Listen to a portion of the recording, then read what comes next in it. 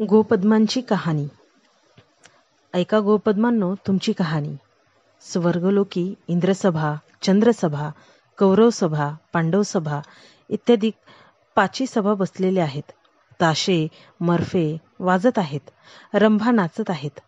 तो तंबोऱ्याच्या तारा तुटल्या, मृदंगाच्या भेऱ्या फुटल्या. असं झाल्यावर सभेचा हुकूम झाला, करा रे हंकारा, पिटा रे दंडोरा. गावात कोणी वान वशाप वाचून असेल त्याच्या पाठीची 3 बोटं कंकर काढा, तंबोऱ्याला लावा, कीर्तन चालू करा, रंभा नास्त्या करा. असा हुकूम झाल्यावर कृष्णदेव आपल्या मनात भ्याले. माझी बहीण सुभद्रा हिनं काही वनवासा केला नसेल. तेव्हा ते उठले, तिच्याकडून जाऊन चौकशी केली. तिनं काही वनवासा केला नाही. नंतर कृष्णांनी तिला वसा सांगितला. सुभद्रे सुभद्रे, आकाडाच्या दशमीपासून 30 पिंपळाचे पारी, तळ्याचे पाळी व गाईच्या गोठ्यात काढून पूजा करावी. हा वसा कार्तिक दशमीस संपूर्ण करावा.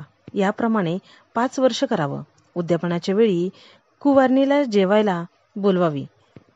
पहिल्या वर्षी विडा द्यावा, दुसऱ्या वर्षी चुडा भरावा, तिसऱ्या वर्षी केळ्याचा फणा द्यावा, चौथ्या वर्षी उसांची मोळी द्यावी, 5व्या वर्षी चोळी परकर नेसवून आपल्या वशाचं उद्यापन करावं. असं सांगून कृष्ण पूर्व ठिकाणी येऊन बसले. नंतर लागलीच सुभद्रेनं सांगितल्याप्रमाणे केलं. पुढे सभेत कळलं, सुभद्रा वानवशाशिवाय आहे. असं समजल्यावर तिकडे दूध जाऊन पाहतात तो तिनं वसा वसला होता. पुढे येता येता गावाबाहेर एक हातीन वानवशाशिवाय त्यांना दिसली. ती दक्षिणेस पाय, उत्तरेस डोके करून निजलेली होती. तेव्हा तिच्या पाठीचा कंकर काढून नेला. नंतर तंबोऱ्याच्या तारा जोडल्या, मृदंगाच्या भेऱ्या वाजत्या केल्या, तशाच रंभा नाचत्या केल्या. जसं ह्या व्रताच्या योगानं सुभद्रेवरचं संकट टळलं, तसं तुमचं आमचं संकट टळो. ही 60 उतराची कहाणी 5 उतरी सफल